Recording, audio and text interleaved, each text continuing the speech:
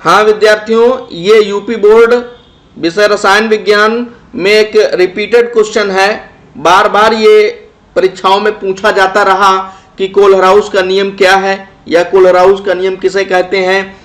इस तरह से प्रश्न आते रहे और साथ ही कभी कभी इसके अनुप्रयोग से संबंधित प्रश्न पूछे जाते रहे। तो ये एक बहुत ही महत्वपूर्ण प्रश्न है जिस पर इस वीडियो में हम लोग चर्चा करने वाले हैं, कोलराउस का नियम और इसके अनुप्रयोग। तो आइए अपने पेन और कॉपी के साथ हम लोग सीखते हैं कि कोलराउस का क्या नियम है और इस नियम के क्या अनुप्रयोग हैं। इसके पहले मैं आपको एक छोटा सा क्वेश्चन और बताना चाहता हूं, वो 1 नंबर में आ जाता है अति लघुत्तरीय प्रकार के प्रश्नों में कि सेल स्थिरांक किसे कहते हैं। जी हाँ, सेल स्थिरांक या जिसे हम सेल कांस्टेंट कहते हैं, ये क्या होता है। तो सेल स्थिरांक बहुत छोटा टॉपिक है और ये जी से प्रकट किया जाता है सेल स्थिरांक को। और जी क्या होता है, जी विशिष्ट चालकत्व, मैं लिखे दे रहा हूं, विशिष्ट चालकत्व और चालकत्व का अनुपात होता है। तो जी बराबर होता है क्या, कप्पा बाई सी। ओके, जी बराबर होता है कप्पा बाई सी और इतना ही लिखना होता है। आप कैसे लिखेंगे थोड़ा सा मैं आपको बता देता हूं। किसी सेल का सेल स्थिरांक उसके विशिष्ट चालकत्व और चालकत्व के अनुपात को कहा जाता है। ये क्या है आपका, ये है विशिष्ट चालकत्व और ये क्या है, चालकत्व। विद्यार्थियों आप जानते हैं कि विशिष्ट चालकत्व को ही क्या बोलते हैं, चालकता।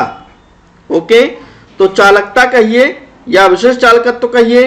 तो आपका ये डिफिनीशन बनाने का तरीका क्या हुआ कि किसी सेल में उसके चालकता और चालकत्व के अनुपात को सेल स्थिरांक कहा जाता है। इसे जी से प्रकट करते हैं। जी बराबर क्या होता है, कप्पा बाई सी होता है। जी हाँ, कप्पा बाई सी। कप्पा, अगर आप विशिष्ट चालकत्व या चालकता के बारे में जानकारी नहीं रखते हैं तो आप पिछले वीडियो को देख सकते हैं, ऑलरेडी मैंने उस पर बनाया है, आपको बहुत कुछ अच्छे से सिखाने का प्रयास किया है। कप्पा बराबर क्या होता है, कप्पा इज इक्वल टू होता है L by R A. Okay, और C इज इक्वल टू होता है, मैंने पहले पढ़ाया है कि 1 बाई आर होता है। तो अगर इस वैल्यू को हम यहाँ पर रख दें, ये जैसे आपका कप्पा बाई सी है, जी इज इक्वल टू क्या है, कप्पा बाई सी है। तो कप्पा की जगह पर रख दें क्या, L बाई आर ए और नीचे क्या रख दें, C की जगह पर 1 बाई आर। तो ये सॉल्व हो करके आगे क्या मिलेगा, L by R A multiplied by R by 1। तो R से R कैंसिल हो जाएगा, आ जाएगा क्या, L बाई ए। ओके, ये क्या है, 2 इलेक्ट्रोडों के बीच की दूरी है L। L क्या है, 2 इलेक्ट्रोडों के बीच की दूरी है और ये क्या है, अनुप्रस्थ काट का क्षेत्रफल है। देखिए आप ये समझ लीजिए कि जो इसकी यूनिट होगी वो क्या होगी, मीटर इनवर्स होगी। ठीक है, सेल स्थिरांक का या जी का जो मात्रक होगा वो क्या होगा, मीटर इनवर्स होगा या सीएम इनवर्स होगा। ओके, तो यहां से भी आप सेल स्थिरांक को डिफाइन कर सकते हैं, लेकिन ये वाला ज्यादा बेटर है, इसको आप ध्यान रखिएगा। और मैंने क्या किया, जी बराबर कप्पा बाई सी को इस फॉर्म में भी चेंज कर दिया। ठीक है, तो ये है आपका 1 नंबर का क्वेश्चन। ठीक है, अगर क्वेश्चन आ गया कि सेल स्थिरांक किसे कहते हैं, आप सिंपली लिख दीजिए कि किसी सेल के चालकता और चालकत्व के अनुपात को सेल स्थिरांक कहते हैं। यानी सेल स्थिरांक बराबर क्या हुआ, कप्पा बाई सी, और जिसको आप हल करेंगे तो आ जाएगा L बाई ए। ठीक है, L क्या है, 2 इलेक्ट्रोडों के बीच की दूरी है और A है उनके अनुप्रस्थ काट का क्षेत्रफल है। ठीक है, आइए आगे बढ़ते हैं, हम लोग आते हैं अपने आज के टॉपिक पर, कोलराउस नियम। इसको किताबों में कोलराउस भी लिखे रहते हैं, कोलराउस। आपके सामने ये अंग्रेजी लिखा हुआ है, कोलराउस लॉ। तो कोलराउस लॉ या कोलराउस का नियम क्या है, बहुत सिंपल, आप बहुत आसान तरीके से मैं आपको बता रहा हूं कोलराउस के नियम को। देखिए, अनंत तनुता पर, सुनिएगा ध्यान से, अनंत तनुता पर किसी विद्युत अपघट्ट की मोलर चालकता क्या अनंत अनंतता पर किसी विद्युत अपघट्ट की मोलर चालकता यानी कि lambda infinitum of any electrolyte, किसी भी विद्युत अपघट्ट की अनंत अनंतता पर मोलर चालकता उसमें उपस्थित जो आयन्स होंगे उनके अलग अलग मोलर चालकताओं के योग के बराबर होती है। उनमें उपस्थित अलग अलग आयनों के मोलर चालकताओं के योग के बराबर होती है। यानी at infinite dilution the molar conductivity of any electrolyte is the just equal to the sum of individual molar conductivity of ions. Okay, तो अब जैसे मान लीजिए लैम्डा इन्फिनिटियम, दिस इज क्या, ये क्या है भाई, अनंत अनंतता पर मोलर चालकता। यानी लैम्डा इन्फिनिटियम वो इक्वल होगा किसके, lambda infinitum of positive ion plus lambda infinitum of negative ion. ठीक है, बात को समझ लीजिए। देखिए ये हो गया आपका अनंत अनंतता पर किसी विद्युत अपघट्ट की मोलर चालकता। ये क्या है, अनंत अनंतता पर किसी विद्युत अपघट्ट की मोलर चालकता। और ये क्या है, उसमें उपस्थित धनायन के अनंत अनंतता पर मोलर चालकता। और ये क्या है, उसमें उपस्थित ऋण आयन के अनंत अनंतता पर मोलर चालकता के योग के क्या हुआ, बराबर। तो इस समीकरण से आप इसको जो है एक्सप्लेन कर सकते हो, लिख सकते हो। ठीक है, देखिए जो हमारे इलेक्ट्रोलाइट होते हैं वे कई प्रकार के हो सकते हैं, जैसे कि AB टाइप के हो सकते हैं भाई, A2B टाइप के भी हो सकते हैं, AB2 टाइप के भी हो सकते हैं, या जैसे A3B2 टाइप के हो जाएं, या भाई A3B2 टाइप के हो जाएं। किसी भी प्रकार के साल्ट या किसी भी प्रकार के इलेक्ट्रोलाइट हो सकते हैं। AB से अभिप्राय क्या है, जैसे NaCl। NaCl में देखो यहां पर Na और Cl दोनों का जो रेशियो है वो कितना है, 1:1। इसी प्रकार देखो यहां, अब देखिए ये AB लिखा है, AB का मतलब क्या है, A भी एक है और B भी एक है। इस फार्मूला में A और B दोनों का जो रेशियो है वो 1/1 है, as like NaCl, KCl, ZnS। समझ रहे हो ना, यानी जितने धनायन उतने ही ऋणायन। तो AB टाइप हो गया। जैसे A2B टाइप लिखा है, तो A2B टाइप का मतलब क्या है, सिंपली समझ लीजिए, जैसे भाई Na2O क्या लिख दिया, सोडियम ऑक्साइड। अब सोडियम ऑक्साइड में देखिए ये जो निगेटिव पार्ट है ये क्या है, इसका जो रेशियो है 1 है और इसका जो रेशियो है वो क्या है, 2, यानी 2:1। तो इस प्रकार किसी भी प्रकार के, ये इस प्रकार के, इस प्रकार के, इस प्रकार के, इस प्रकार के, इस प्रकार के, इन में से किसी भी प्रकार के इलेक्ट्रोलाइट हो सकते हैं। तो उन इलेक्ट्रोलाइट के लिए इस कोलहराउस के नियम को हम किस प्रकार से रिप्रेजेंट करेंगे, देखिए आगे हम समझने का प्रयास करते हैं। ठीक है, तो अनंत अनंतता पर किसी विद्युत अपघट्ट की मोलर चालकता उसमें उपस्थित अलग अलग आयनों के मोलर चालकताओं के योग के बराबर होती है। तो देखिए जैसे हम लेते हैं AB टाइप ऑफ साल्ट, किस प्रकार का, AB प्रकार के लवण के लिए लेते हैं, AB प्रकार के लवण के लिए। ठीक है, तो AB का जब आयनन होगा तो क्या बनेगा, बनेगा A+ एंड B-। ये उल्टा भी हो सकता है A- B+, बट जनरली क्या होता है, जो पॉजिटिव आयन होता है हम उसको पहले लिखते हैं, निगेटिव को बाद में लिखते हैं। तो यहाँ ये पॉजिटिव आयन यानी A+ और ये क्या हुआ B-। यहाँ ऐसे भी समझ लीजिए, यहाँ पर क्या छिपा है, 1 और यहाँ भी छिपा 1। अब ये वाला यहाँ आएगा, ये वाला यहाँ है, यहाँ पर ये 1+ आएगा, ये यहाँ पर 1- आएगा। आप लोग बेसिक इंटरमीडिएट फर्स्ट ईयर में पढ़े ही हैं, तो बेसिक्स में जो है आप लोग ये चीज़ जानते हैं कि जैसे AB लिखा है तो यहाँ पर 1 छिपा होता है, यहाँ पर 1 छिपा होता है। ये 1 कहाँ आएगा, यहाँ आएगा, ये यहाँ जाएगा। ठीक है ना, तो क्या होता है, ये वाला जब यहाँ जाएगा तो 1 ठो है ना, ये B 1 है ना, तो इसलिए A पर 1+ आएगा। और ये 1 है यहाँ पर, तो B पर क्या होगा, 1- जाएगा, इस प्रकार से। अब देखिए, अब इसके लिए अगर हमको कोलहराउस का समीकरण लिखना है तो कैसे लिखेंगे, lambda M infinite of AB, ये क्या होगा, lambda M infinite of A B, यानी molar conductivity at infinite dilution of A B होगा molar conductivity on infinite dilution of A plus molar conductivity at infinite dilution of B minus. यहां ये ए plus और ये क्या हो गया B minus. तो देखिए ये आपका क्या होगा, किसके लिए, ए बी प्रकार के साल्ट के लिए। थोड़ा इसको समझना क्यों जरूरी है, और इसलिए कि इसमें क्या होती है, कभी कभी विद्यार्थी गलती कर देते हैं, ठीक है। तो इसलिए इसको हम अच्छे से सीख लेते हैं। अब जैसे हम ए टू बी प्रकार के साल्ट को लेते हैं, ए टू बी प्रकार के विद्युत अपघट्य के लिए क्या होगा, देखिए जैसे इसका आयनन कराएंगे तो क्या होगा, A to B sign of reversibility, ये 2 यहां पर आ जाएगा और ये 1 यहां पे जाएगा, यानी क्या होगा ए प्लस और क्या बनेगा बी पर कितने माइनस, 2 माइनस, ये वाला इधर आया तो बी पर 2 माइनस, और देखिए ये इधर आया। तो अब देखिए अब ये 2 माइनस है तो यहां ये 2 इधर आ जाएगा, तभी तो आवेश बैलेंस होंगे। यहां पर क्या हो गया, A to B sign of reversibility, आयनन के बाद बना क्या 2a plus plus B minus 2।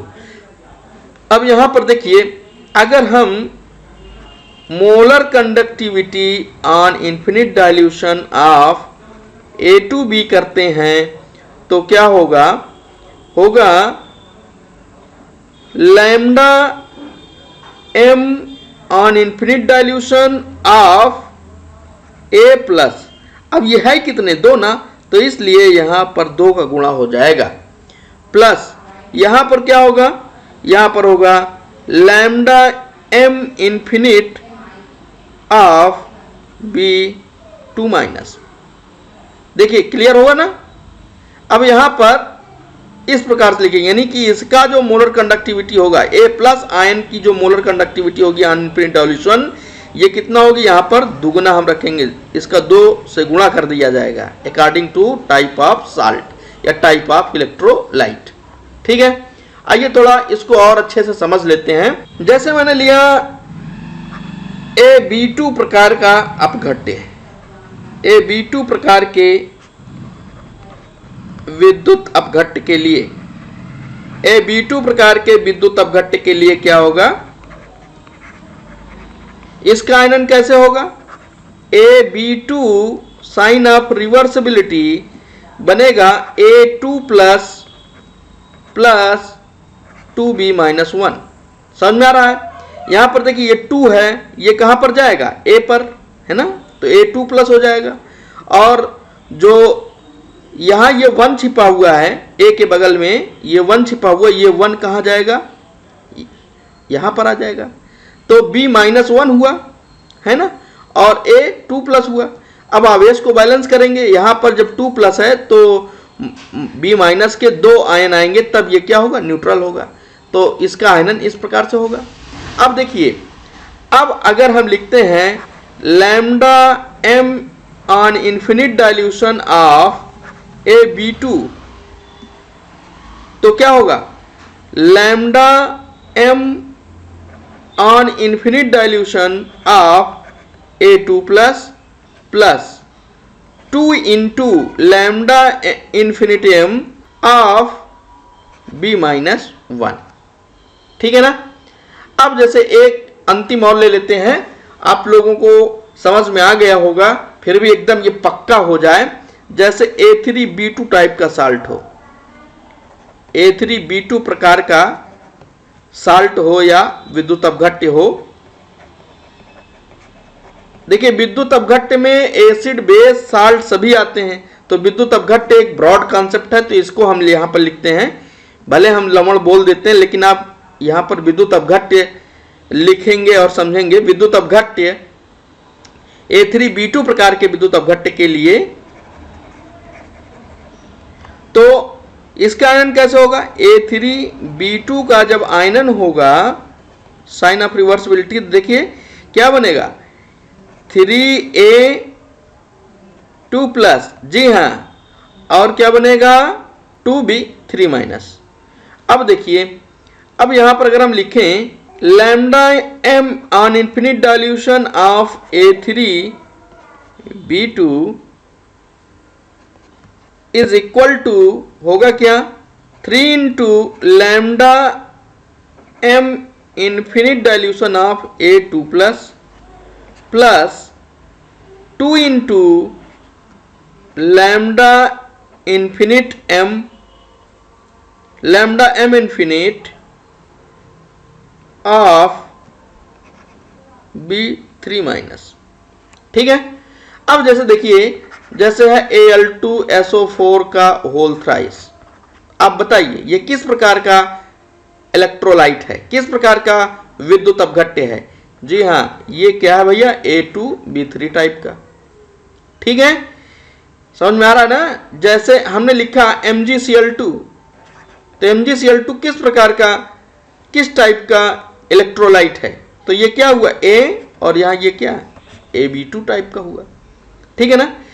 या जैसे मान लीजिए हमने Mg3N2 ले लिया, तो ये किस प्रकार का है, ये भैया A3B2 प्रकार का। तो इस प्रकार से हम क्या करते हैं, विभिन्न जो प्रकार के साल्ट हैं, विभिन्न प्रकार के जो साल्ट हैं उनके लिए हम कोलराउस के जो समीकरण है उनको लिखना हमारे लिए कठिन नहीं रहेगा। हम क्या करेंगे, उसका आयनन करा करके और हम समीकरण को लिख देंगे। तो इस प्रकार से ये क्या हुआ भाई, कोलराउस का नियम हुआ। अब इस नियम के क्या अनुप्रयोग हैं, इस नियम के क्या अनुप्रयोग हैं, क्या एप्लीकेशन है। तो देखिए इसका एप्लीकेशन 3 एप्लीकेशन है इसके। कितने एप्लीकेशन, 3 एप्लीकेशन। पहला एप्लीकेशन, दूसरा एप्लीकेशन और ये तीसरा। ये 3 एप्लीकेशन है, जिसमें पहला क्या है, determination of conductivity, molar conductivity of very very weak electrolyte. जो बहुत दुर्बल विद्युत अपघट्य हैं, यानी बहुत दुर्बल विद्युत अपघट्यों के लिए अनंत तन्यता पर मोलर चालकता की गणना समझ लीजिए अगर हमको करना है तो ये पहला इसका एप्लीकेशन। देखिए एक तो दुर्बल है विद्युत अपघट्य, क्या है दुर्बल। दुर्बल से क्या मतलब है कि उसका आयनन वैसे भी कम होता है, आयनन क्या हो रहा है, कम हो रहा है। अब कम आयनन हो रहा है, बावजूद इसके उसकी जो तनुता है वो क्या है भाई, अनंत है। अब लो, एक तो वैसे भी जो है आयनन कम होता है, उसमें आयनन बहुत ही कम है, और दूसरा ये कि उसकी तनुता क्या कर दी, अनंत। तो ऐसे में जो उसकी मोलर कंडक्टिविटी है उसकी गणना बड़ा कठिन हो जाती है। तो इसके लिए हम क्या करते हैं, कोलराउस के नियम का अनुप्रयोग करते हैं और क्या करते हैं, determination of molar conductivity on infinite dilution of very weak electrolyte possible कर लेते हैं, संभव कर लेते हैं।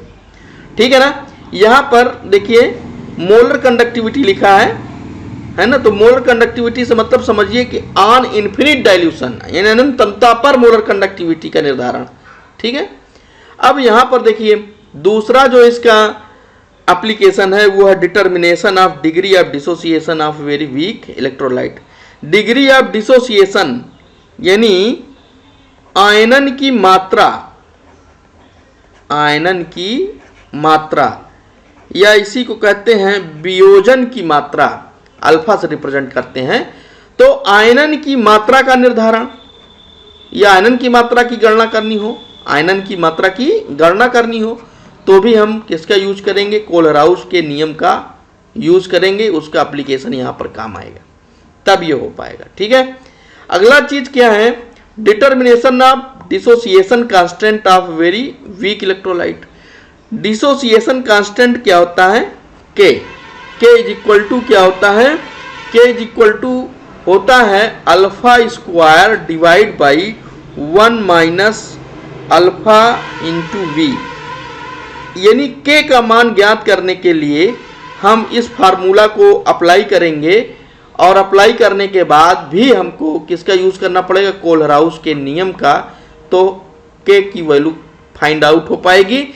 तो इस प्रकार से इसमें देखिए 3 अनुप्रयोग हैं। पहला determination of molar conductivity of very weak electrolyte, दूसरा है determination of degree of dissociation of very weak electrolyte, और तीसरा है determination of dissociation constant of very weak electrolyte. Light. 3 इसके अनुप्रयोग हैं।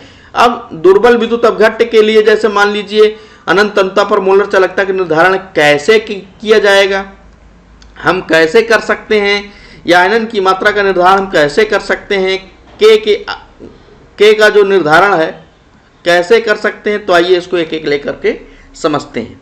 ठीक है, तो देखिए आगे बढ़ते हैं। दुर्बल विद्युत अपघट्य के लिए अनंत तन्यता पर मोलर चालकता, ठीक है, या हम इसी को कह सकते हैं क्या, lambda M on infinite dilution. ये इसका मान क्या होगा, इसको निकालने के लिए पहला एप्लीकेशन है। तो देखिए इसके लिए हम क्या करते हैं, 3 स्ट्रांग इलेक्ट्रोलाइट, स्ट्रांग यानी कि प्रबल, 3 प्रबल विद्युत अपघट्यों का इस प्रकार से चुनाव करते हैं, 3 प्रबल विद्युत अपघट्यों का इस प्रकार चुनाव करते हैं कि पहले दूसरे वाले में से तीसरे को घटा दें तो फिर बचे हमारा कौन, जिसको हम बचाना चाहते हैं। थोड़ा इस पिक्चर को और क्लियर करिए उदाहरण से, जैसे कि उदाहरण ले लिया जाए CH3COOH। ये क्या भैया, दुर्बल विद्युत अपघट्य है, और एक तो वैसे दुर्बल है यानी इसका आयनन कम होता, दूसरा इसका हमें क्या ज्ञात करना है, lambda M on infinite dilution, अनंत अनंतता पर मोलर चालकता ज्ञात करना है। तो भैया अनंत अनंतता पर जो मोलर चालकता होगी किसके लिए, CH3COOH के लिए जो अनंत अनंतता पर मोलर चालकता होगी, देखिए मैं उसको लिख रहा हूं, क्या होगी, lambda M on infinite dilution of CH3COOH, ये किसके इक्वल होगी, ये होगी lambda M infinite of CH3COO minus ion plus lambda M infinite of H plus ion, right. Why, क्यों ऐसा हुआ, बिकॉज CH3COOH आयनन के बाद देगा CH3COO minus ion plus H plus ion. तो देखिए CH3COO माइनस एक है ना, एक ही इसके आयन है और ये भी एक है, तो ये इस प्रकार सिंपली क्या बन जाएगा ये, या फिर आप समझिए कि ये किस प्रकार का है, AB टाइप का इलेक्ट्रोलाइट है, तो उसके लिए ये कोलराउस का नियम होगा। अब बात है कि इसके लैम्डा एम इन्फिनिट की वैल्यू कैसे हम पता करें, है ना। तो इसके लिए हमने कहा कि 3 प्रबल विद्युत अपघट्यों का चुनाव करते हैं। किस प्रकार से, देखिए जैसे एक हम इसके लिए चुन लेते हैं क्या, CH3COONA, सोडियम एसीटेट। अब ये क्या हो गया, प्रबल हो गया, ठीक है ना। ये कॉन्सेप्ट आपको तब अच्छे से समझ में आएगा जब आप पिछला वीडियो देखेंगे, ठीक है ना। अब मैं इस पर ज़्यादा समय नहीं लूँगा, नहीं तो वीडियो ज़्यादा लंबी होगी। तो यहाँ पर देखिए प्रबल ये हुआ, दूसरा क्या, दूसरा हम ले सकते हैं, देखिए इस आयन के सापेक्ष यहाँ पर क्या है H, तो हम ले लेंगे HCl, ये भी क्या है, प्रबल है। और तीसरा क्या करेंगे, जो हमने अलग से लिया, जैसे Na और Cl है ना, Na आयन लिया अलग से, Cl आयन लिया अलग से, तो हम क्या ले लेंगे अब तीसरे पे, NaCl, ये भी क्या होगा, प्रबल। तो अब देखिए हम इन 3 विद्युत अपघट्यों की सहायता से थ्योरेटिकली, चूंकि प्रैक्टिकली इसका लैम्डा एम इन्फिनिट निकालना बहुत मुश्किल है, अभी कुछ देर पहले ही बताया क्या कि एक तो ये दुर्बल है और दूसरा इसकी तन्यता अनंत है। तो प्रैक्टिकली हम क्या करते हैं, असंभव, मुश्किल महसूस करते हैं कि हम इसका जो है लैम्डा एम इन्फिनिट की वैल्यू ज्ञात कर पाएंगे। तो थ्योरेटिकली देखिए कैसे निकालेंगे। अब इसमें ये गणित का खेल है। देखिए जैसे इसके लिए आप क्या लिखेंगे, lambda M infinite dilution of किसका, CH3COONA, ये क्या होगा, ये इक्वल होगा लैम्डा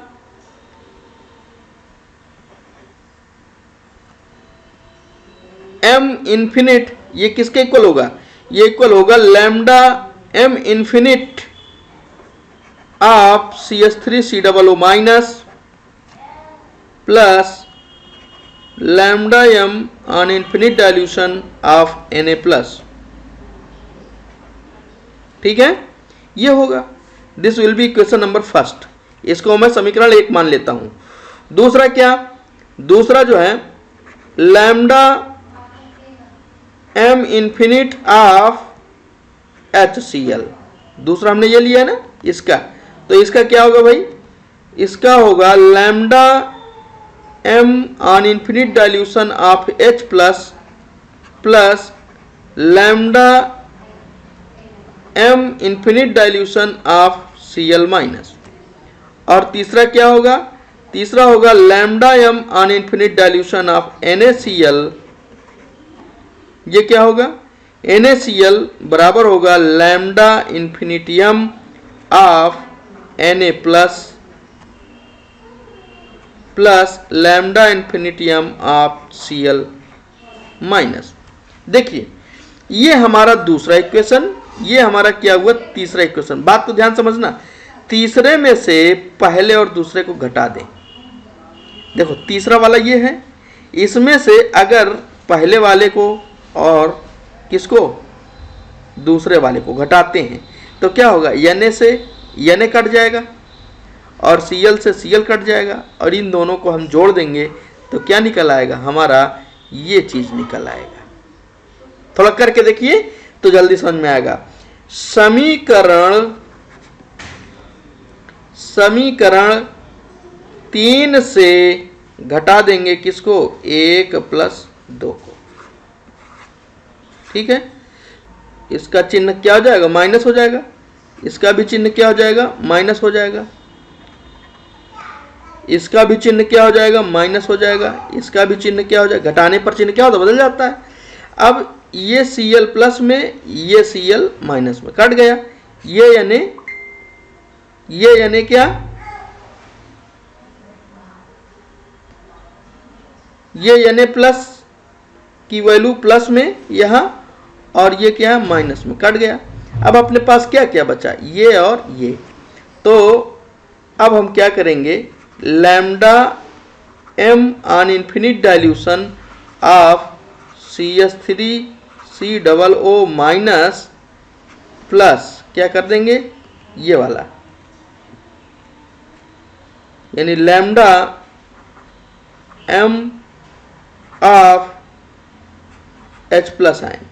इन दोनों को अगर हम जोड़ देंगे तो अपने को प्राप्त हो जाएगा capital lambda m infinite of CH3COOH। ठीक है, देखिए मैंने आपको इसे करके सिखाने का प्रयास किया, तो यहां से ये पिक्चर क्लियर हो गई। देखिए क्या कि अगर हम NaCl का तो भाई निकाल सकते हैं प्रैक्टिकली ना, HCl का तो हम प्रैक्टिकली निकाल सकते हैं ना, इसका तो प्रैक्टिकली निकाल सकते हैं क्या, lambda m on infinite dilution निकाल सकते हैं, इसका भी, इसका भी, इसका भी, है ना, निकाल सकते हैं। हाँ, CH3COOH का नहीं निकाल सकते, है ना, क्योंकि ये दुर्बल है और तनुता क्या है, अनंत है, नहीं निकाल सकते। तो इन तीनों का हम क्या करें, निकाल लें, और निकालने के बाद क्या करें, तीसरे वाले से पहले और दूसरे को घटा दें। हमारा क्या होगा, थ्योरेटिकली पता हो जाएगा कि CH3COOH का अनंत तनुता पर मोलर चालकता कितना होगा। ओके, डिग्री ऑफ डिसोसिएशन यानी वियोजन की मात्रा का निर्धारण, जिसे आप अल्फा से भी रिप्रेजेंट करते हैं। तो दुर्बल विद्युत अपघट्यों के लिए अल्फा का निर्धारण कैसे करते हैं, तो जस्ट वेरी सिंपल, मैं आपको एक फार्मूला बता देता हूं। क्या, अल्फा बराबर होता है lambda m on given concentration divide by lambda m on infinite dilution. ठीक है, देखिए दी गई सांद्रता पर या दिए गए सांद्रता पर क्या, मोलर चालकता। ठीक है, और बटे क्या हो जाएगा, अनंत तनुता पर मोलर चालकता, अनंत तनुता पर मोलर चालकता। ये क्या होता है भैया? आपका वियोजन की मात्रा। यानी किसी विद्युत अपघट्य के मोलर चालकता का मान दिए गए सांद्रता पर पता हो और अनंत तनुता पर उसकी मोलर चालकता का मान पता हो, तो हम क्या करते हैं, इस फार्मूला में रखेंगे और वियोजन की मात्रा का कैलकुलेशन कर लेंगे। ओके, आइए आगे चलते हैं। तीसरा जो एप्लीकेशन है भाई, ये क्या, डिटर्मिनेशन ऑफ के, यानी वियोजन स्थिरांक का निर्धारण। दुर्बल विद्युत अपघट्यों के लिए वियोजन स्थिरांक का निर्धारण। ठीक है, तो वियोजन स्थिरांक का निर्धारण अगर हम करते हैं तो इसमें भी कोलराउस के नियम का क्या है, एप्लीकेशन। देखिए थोड़ा वियोजन स्थिरांक आपको ध्यान दिला देता हूं, हो सकता है आप भूल गए हों। वियोजन स्थिरांक क्या होता है? वियोजन स्थिरांक के से प्रकट किया जाता है। तो एक्चुअली जैसे एक रिएक्शन है, A B gives A plus and B minus, right. ये एक्चुअली आयनन है। रिएक्शन क्या है? ये आयनन है, आयोनाइजेशन है कि ए बी जो इलेक्ट्रोलाइट है ये अपने आयनों में वियोजित हो रहा है। तो यहां पर क्या होता है, अगर V आयतन में, ए बी के V आयतन में 1 मोल उपस्थित है, क्या ए बी, जैसे बात को समझ लीजिए, यहाँ पर ये हमने कोई विलायक लिया, उस विलायक में ए बी को हमने मिलाया, तो ए बी को जब हम मिलाएंगे इसमें तो विलयन बनेगा। तो इस विलयन का आयतन अगर V है और हमने जो ए बी मिलाया वो 1 मोल है। कितना मोल है? 1 मोल। तो देखिए भाई, शुरू में क्या होगा, शुरू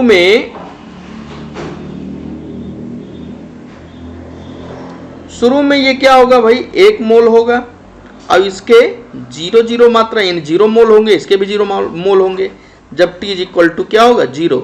लेकिन t समय बीत जाने के बाद, भाई कुछ समय लगेगा तब नहीं आयनन हो पाएगा ना। t समय बीत जाने के बाद ये क्या होगा भाई, ये हो जाएगा 1 माइनस अल्फा बाई वी, यानी 1 मोल से कुछ मात्रा इसकी निकलेगी, डिक्रीज होगी और वो यहाँ पर बनेगी अल्फा बाई वी। यहाँ 1 प्लस बनेगा और यहाँ अल्फा बाई वी क्या बनेगा, बी माइनस बन जाएगा। तो इसमें जब हम केसी के सुरताल पर लिखते हैं भाई, केसी के सुरताल पर क्या लिखते हैं, के को लिखते हैं, केसी के सुरताल पर किसको लिखते हैं, के को। तो भाई जो राइट साइड है इसका कंसंट्रेशन ऊपर होगा, तो क्या होगा भाई, ये हो जाएगा active mass of A plus into active mass of B minus divide by active mass of A B, ये होगा। और जब ये होगा तो इसकी जो कंसंट्रेशन है कितनी आई, अल्फा बाई वी, और ये इंटू है बी की कितनी आई, ये भी अल्फा बाई वी, और डिवाइड बाई क्या, 1 minus alpha by we.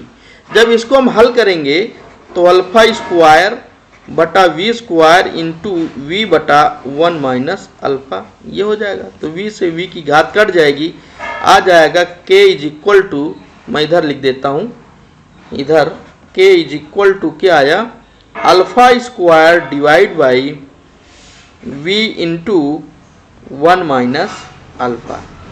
We know that 1 by V is equal to C, क्या 1 बटा वी, यही क्या होती है, सांद्रता होती है। तो हम 1 बटा वी की जगह पर सी लिख सकते हैं, तो क्या हो जाएगा, के इज इक्वल टू हो जाएगा C into alpha square divide by V in bracket 1 minus alpha, right. चलिए थोड़ा हम इसको कोलराउस के नियम के अनुप्रयोग के फॉर्म में ले चलते हैं। अल्फा की वैल्यू अभी हमने देखा दूसरे एप्लीकेशन में कि अल्फा इज इक्वल टू क्या होता है भाई, lambda M at given concentration divide by lambda M on infinite dilution, ये होता है। इस वैल्यू को अगर हम अल्फा की जगह पर रख दें तो देखते हैं कि के का मान गणना करने के लिए क्या फार्मूला प्राप्त होता है, देखते हैं।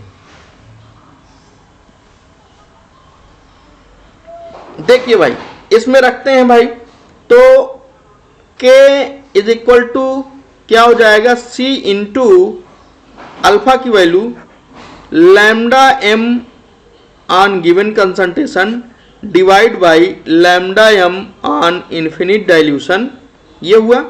और इसका क्या हो जाएगा, स्क्वायर, और divide by 1 minus lambda m on given concentration divide by lambda infinite m, ये हो जाएगा, राइट। अब इसको हम थोड़ा हल करेंगे, ये बराबर का निशान यहां आपका आ जाएगा।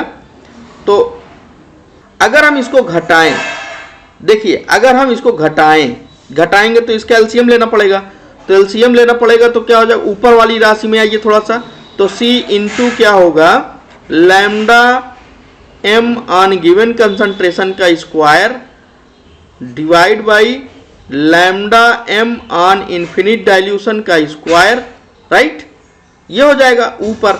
और नीचे क्या होगा, इसके एलसीएम लेंगे, एलसीएम जब लेंगे तो यही आएगा, तो और जब गुणा होगा, ये चीज जब ऊपर आएगा तो पलट जाएगा, तो गुणा होगा तो हो जाएगा lambda m on infinite dilution ऊपर, और नीचे क्या होगा भैया, नीचे हो जाएगा lambda m on infinite dilution minus lambda m on given concentration, ये हो जाएगा।